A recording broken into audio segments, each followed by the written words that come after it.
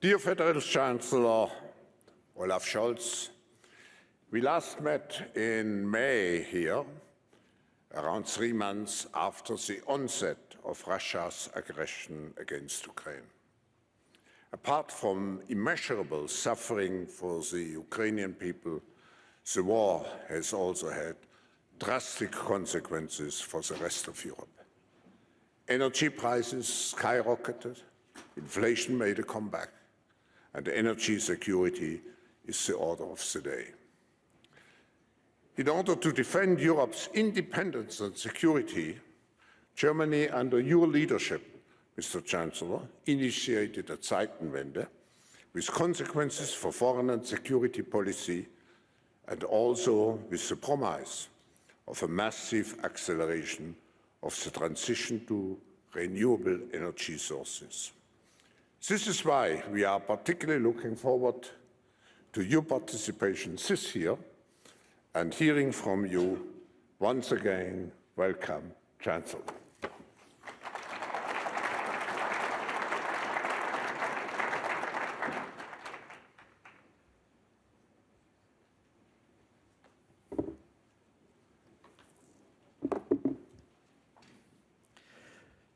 Professor Schwab, dear Klaus, ladies and gentlemen. What a difference a year makes. When I spoke to you last year around this time, our discussions revolved around the global economy's path out of the pandemic. At the start of 2022, many people were expecting a boom, or at least a substantial boost for our economy's transition toward climate neutrality. Then came February 24. Since then, Russia has been waging an imperialist war of aggression here on our doorstep in Europe, with dreadful consequences that Ukrainians are bearing more than anyone. Just today, the Secretary of the Interior and 15 other victims were killed in a tragic helicopter crash. We are with their families. But the war is also having an impact on all of us. For a while, energy prices jumped to levels higher than we had ever seen before. Around the world, production costs and consumer prices exploded. Many people fear that coal and oil will make a lasting comeback all across the world. If that were to happen, the 1.5-degree target would become meaningless. Our supply chains must be adapted to new geopolitical realities, realities that you called a messy patchwork of powers in your speech yesterday, Klaus. And over all of this hangs a sword of Damocles, the danger of a new fragmentation of the world, of deglobalization and decoupling. And yet, ladies and gentlemen, this is just one part of the story of last year, just one part of the reality that we are looking at here in Davos. The other part of the story is this. Russia has already failed completely in reaching its imperialist goals. Ukraine is defending itself with great success and impressive courage. A broad international alliance led by the G7 is providing the country with financial, economic, humanitarian and military support. Germany alone made available over 12 billion euro last year, and we will continue to support Ukraine for as long as necessary. In Berlin at the end of October, we worked with international experts to draw up a Marshall Plan for the long-term reconstruction of Ukraine. A platform of major donors is coordinating the process and, in consultation with Ukraine, ensuring that it is well implemented. Private sector capital will play a key role here. I know that many companies in Germany and beyond are very aware of the opportunities that the Ukrainian economic miracle could offer to them.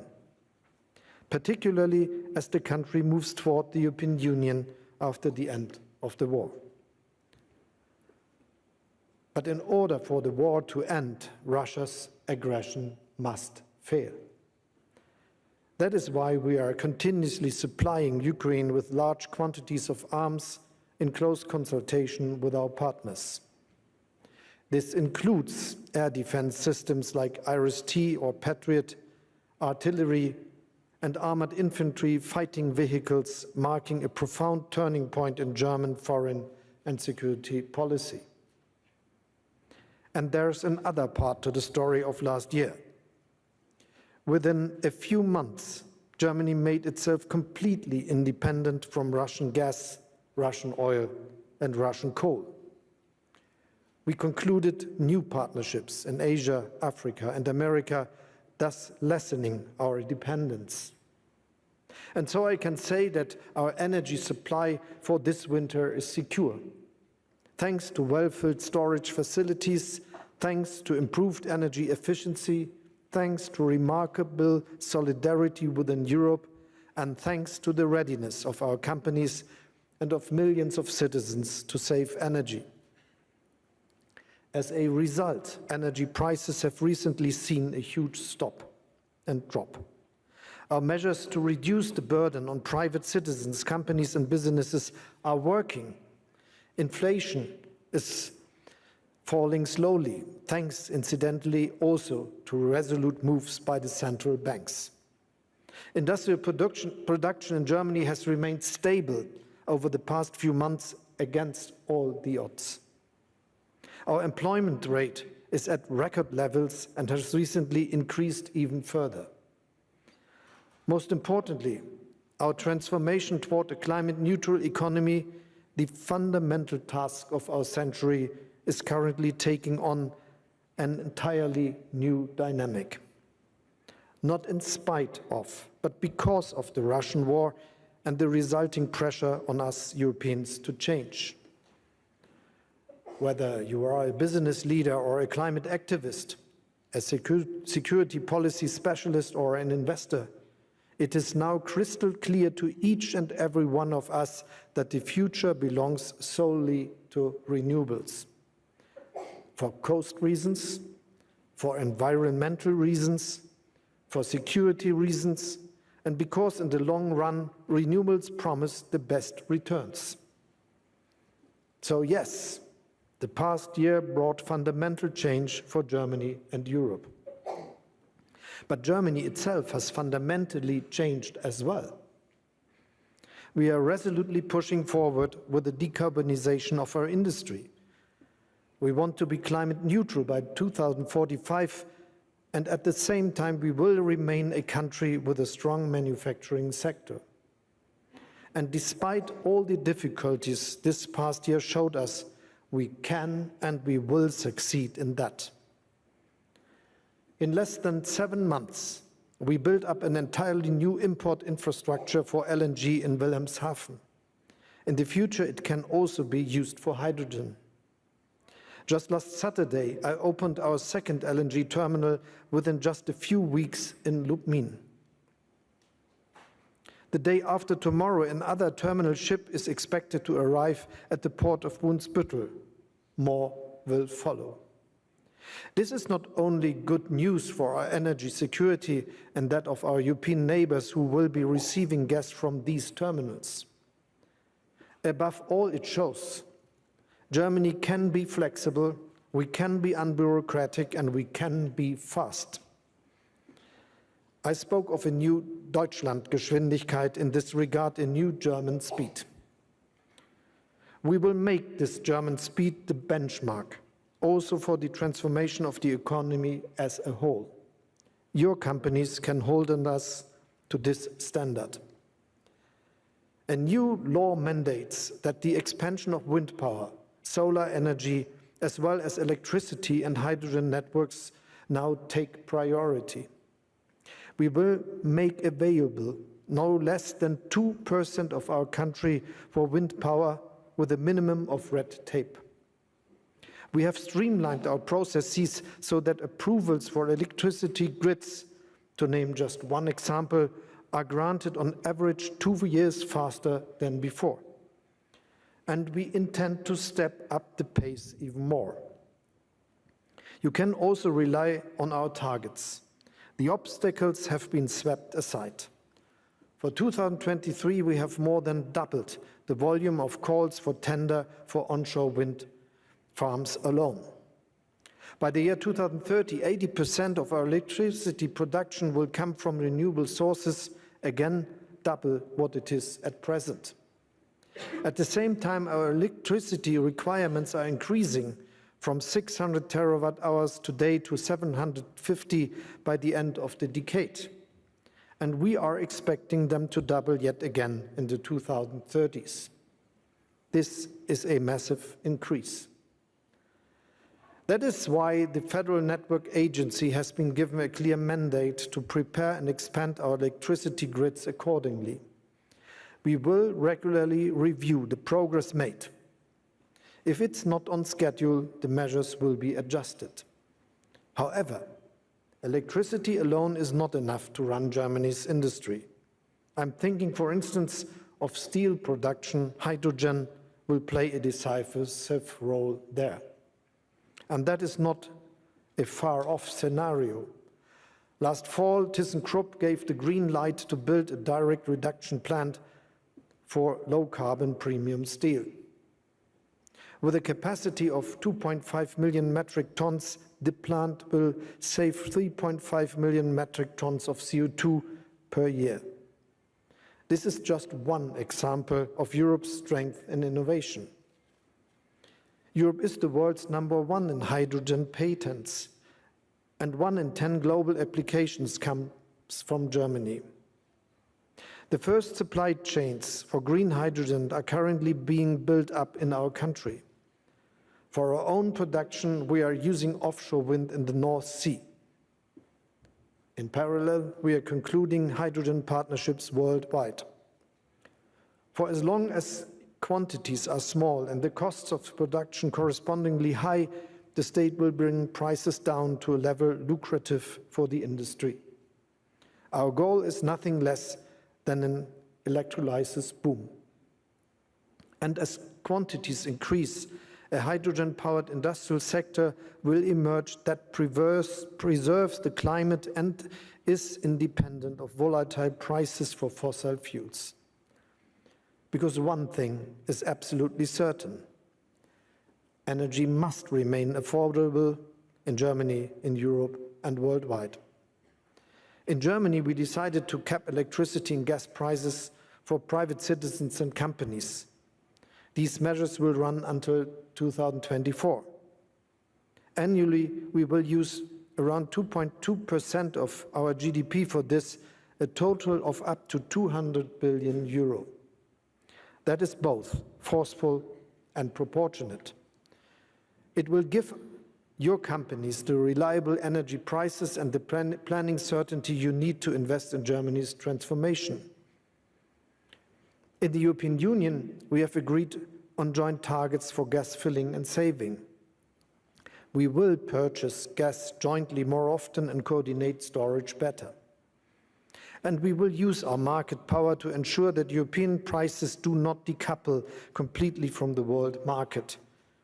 Moreover, we are also aware of our global responsibility.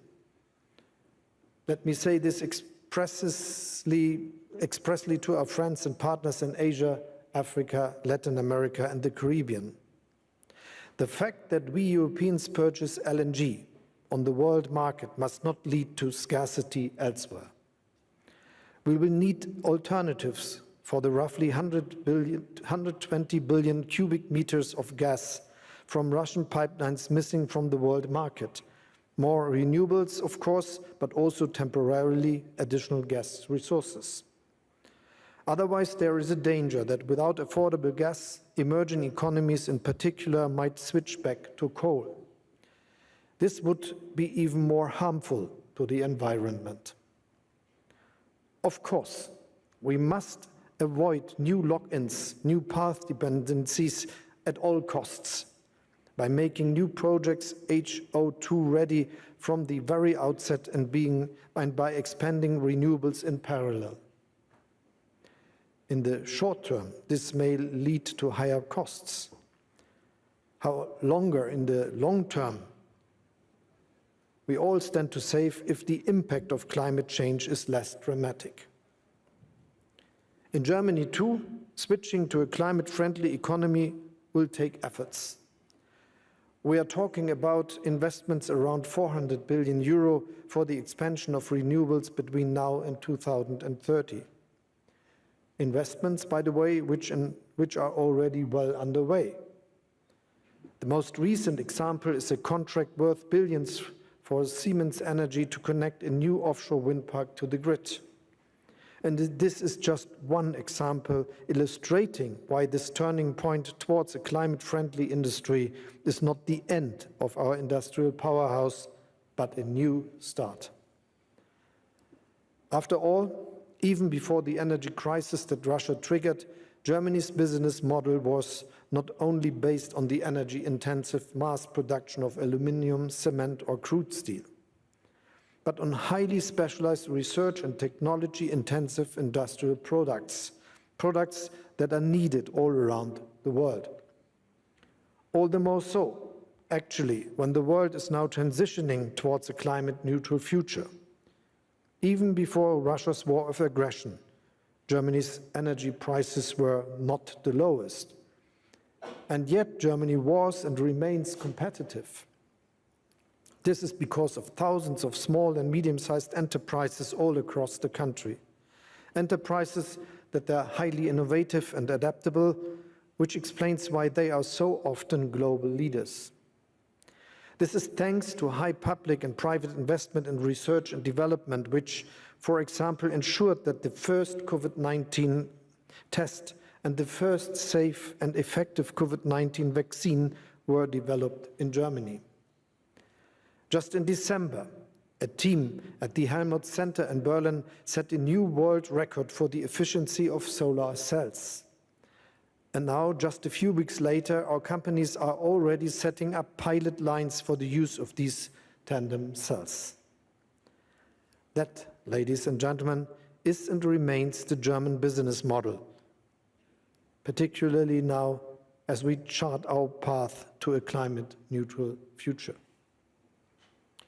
Where else is there such broad consensus between businesses, employees, and politics that the path to climate neutrality is not just ecologically necessary, but also offers new opportunities in global competition? When it comes to basic and professional training for employees, for example, politics, business, and trade unions in Germany are working hand in hand. And before the year is out, our country will finally benefit from modern immigration legislation. After all, if we want to remain competitive as a leading industrial nation, we need experienced practitioners, qualified engineers, tradesmen, and mechanics. Those who want to roll up their sleeves are welcome in Germany. That is our message. For decades now, the forecasts have been predicting a shrinking German population. But it is up to us to decide whether this happens. So far, it certainly hasn't. Today, Germany has more inhabitants and employed persons than ever before. And this is precisely the trend we are going to continue. Ladies and gentlemen, a climate-neutral future is, needless to say, not something any single country can achieve on its own. That is why our dialogue and a forum like Davos are so crucial. What we are doing in Germany also serves the goal of making Europe the first climate-neutral continent by 2050. At the European level, we are going to lower our net greenhouse gas emissions by at least 55% by 2030 compared to 1990. This decision stands. Here, we are relying on the market, on competition, and on innovation. The EU's emission trading system is a case in point. Even today, we are using it to cut permissible emission levels in a way that is predictable for all. At the same time, this system is serving as a catalyst for innovation. But to ensure the most ambitious are not disadvantaged, we prepare around the carbon border adjustment mechanism in Europe. At the same time, however, Europe remains open for international trade. I'm doing my utmost to ensure that the free trade agreements we have successfully negotiated with Canada, Korea, Japan, New Zealand, and Chile will soon be followed by new ones with Mercosur, India, and Indonesia. And we are also open to discuss a tariff agreement for the industrial sector with the United States. Though these agreements, we are creating a level playing field, and we are preventing high-emission industries from heading off to countries with less ambitious climate targets. This is also the aim of the International Climate Club we launched during Germany's G7 presidency. A secretariat has recently been set up at the OECD and the International Energy Agency. So the club is now open to new ambitious members. In the United States, this ambition has a name: the Inflation Reduction Act. Some $370 billion have been earmarked for energy and climate change mitigation over the next 10 years. I very much welcome this investment. Through the German Climate and Transformation Fund, we have made almost 180 billion euro available ourselves for the period of 2023 to 2026. But local content requirements for certain products must not result in discrimination against European businesses. Protectionism hinders competition and innovation and is detrimental to climate change mitigation. We, as EU members, are talking to our American friends about this. And at the same time, we are looking at what we ourselves can do to further improve investment conditions here in Europe. The CHIPS Act, for instance, has brought about a new start for chip manufacturing in Europe. Investors are starting new production plants for billions of euros. They can build on an existing semiconductor industry. This could become a model for other key technologies, particularly in the digital and climate sectors. And the funding is there for the taking. To date, only 20% of the more than 700 billion euro in the European Recovery Fund has been paid out. Its full impact will thus emerge over the coming years. To remain competitive, we will have to make European legislation on state aid more agile and flexible, just as European Commission President Ursula von der Leyen has proposed and reaffirmed here yesterday. So that investors know in advance what support to expect and don't have to wait until years after their investment to find out. Ladies and gentlemen, the past year challenged us as seldom before. Yet, at the same time, we changed and moved things forward as seldom before. Germany itself is changing. If I may make a prediction, my successor will address you at the World Economic Forum in 2045. Sure. He or she will present Germany as one of the world's first climate-neutral industrial nations. Energy supplies in Germany and Europe will then be sourced almost exclusively from green electricity, heat, and hydrogen. We will be moving emission-free on our roads and railroads. Our buildings will be energy efficient. Our businesses will be producing on a climate-neutral basis. And what is more, they are the ones who will have driven this transition, who will continue to drive it. So if you ask me today where you can invest in the future sustainably with a high return, my answer is, don't look any further. Come to us, to Germany and to Europe. Thank you very much.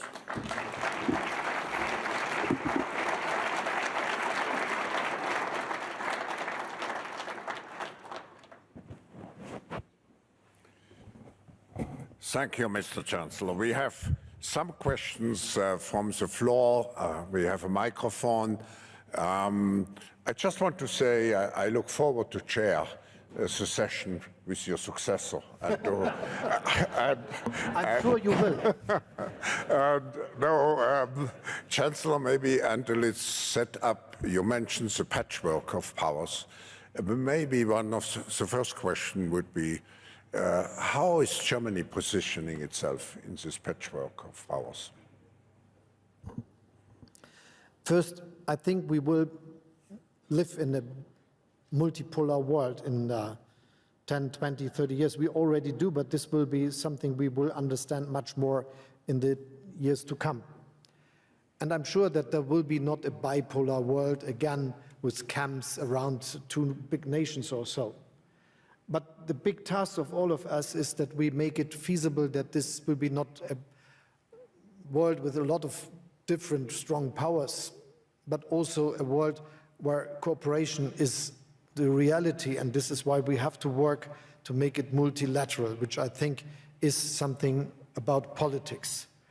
And hopefully we started this year to make this happen. When I had the chance to preside G7, I invited democracies, Indonesia, India, South Africa, the head of the African Union, Senegal, the head of the speaker of the Latin American and Caribbean nations, Argentina, to the G7 meeting in Elmau in Germany. And this was intended to start on a dialogue on the same level, on understanding that they will be relevant and very important nations, and more to come to join them in the world, and that we cooperate. And the place of Germany in this world is supporting these processes, working very hard to make this good cooperation between nations from Asia, Africa, South of America, and West of Europe and North America and others working. But also understanding that this will only work if we do it as part of the European Union, that a strong and geopolitical sovereign European Union will be one of the important actors in this world. Thank you. Let's see. Let's collect maybe 2 or 3 questions. Someone with a microphone?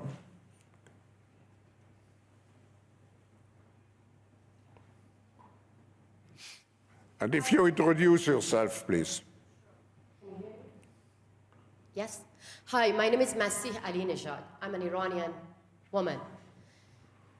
As you know, these days, Iranian women are getting killed in the street just because of peacefully protesting and asking for dignity, democracy, and freedom. Revolutionary guards are killing innocent people in the street. I myself, I was a target of Revolutionary Guards. In the United States of America, the FBI charged 4 people who were trying to kidnap me. The Revolutionary Guards sent drones to Ukraine, to Putin, to kill innocent Ukrainians. Why Germany doesn't designate the Revolutionary Guards as a terrorist organization? Because you just called American friends. American government did that 3 years ago. Thank you. Let's take a second. 1 third question.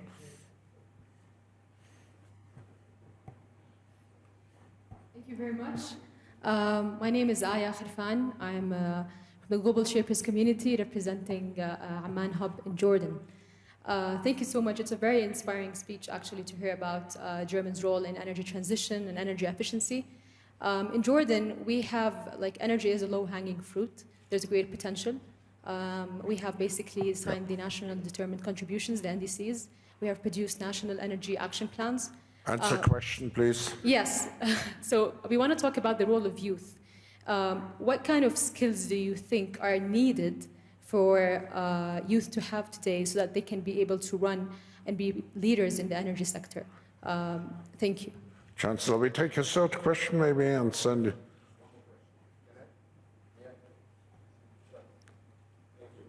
Peter Zalmai of Ukraine. Mr. Chancellor, thank you so much for your country's contribution to the effort of Ukrainians to defend their country. It seems that it's only a matter of time that Ukraine must get the heavy tanks, including the Leopards, that are absolutely necessary for Ukraine to successfully defend its territory. We were expecting today to hear you finally decide on this. It seems that Germany's Western allies, the US and other countries, are ready to step up, and it's only German hesitancy that has prevented it. So my question to you is, why hesitate and why wait? Thank you. Mr. Chancellor, do you want to respond? Thank you for the three questions, and I would like to answer to them. First, we very much support the people of Iran in their activities and fight for democracy, especially the women, but all the others, and especially the young people doing so.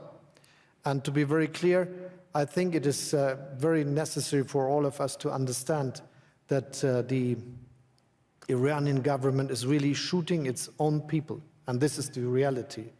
And this is also why we are very strong in what we say and what we are doing together with our friends in the European Union, where we are very coordinated to act, and with all our other allies where we are working to deal this question, also aside of the European Union, for instance, the UK or the United States.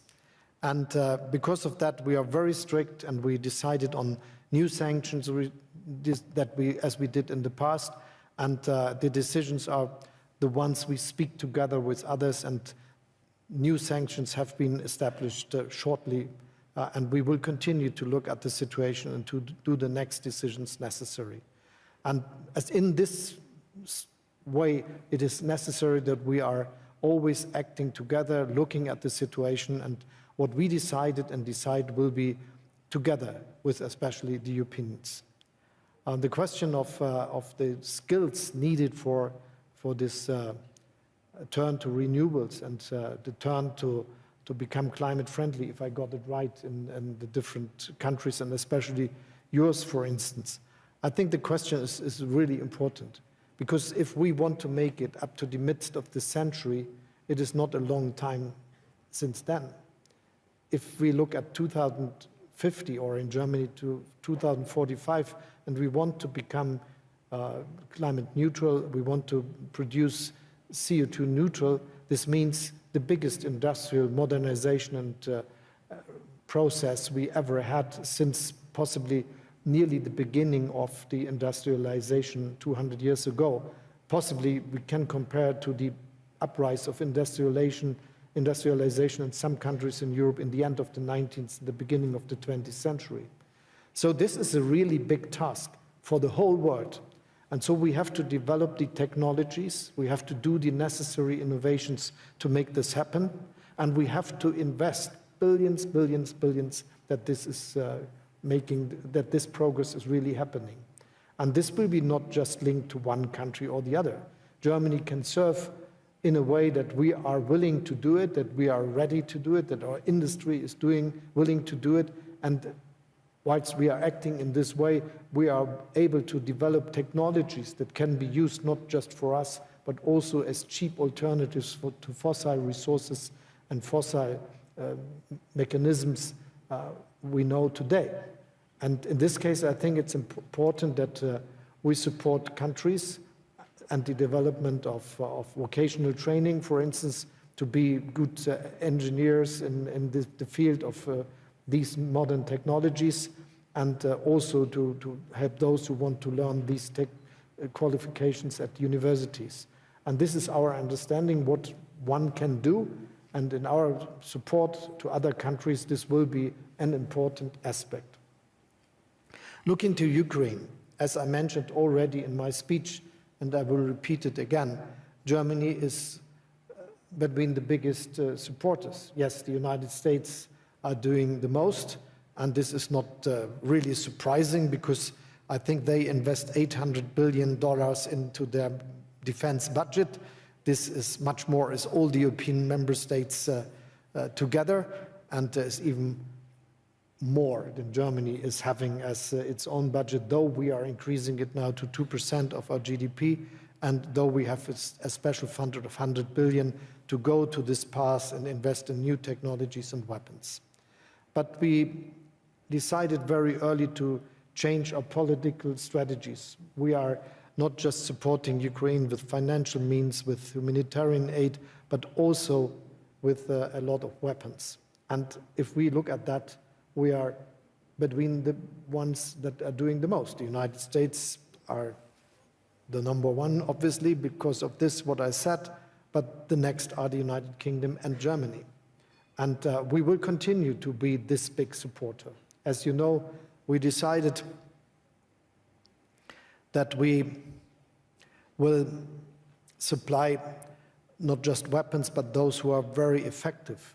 And the artillery coming from Germany with our howitzer and called Panzerhaubitze 2000, and the multi-rocket launcher we delivered are very effective in this war, helping the Ukraine to defend its integrity and sovereignty.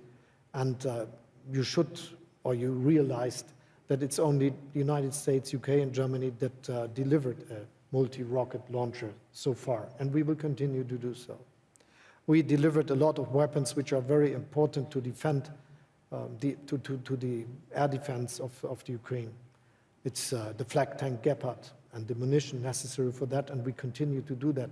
It's smaller weapons, but it's also the very famous IRIS-T system from Germany, which is having a nearly 100% effectiveness in getting down missiles sent by Russia to destroy Ukrainian houses, streets, railroads, and energy production sites.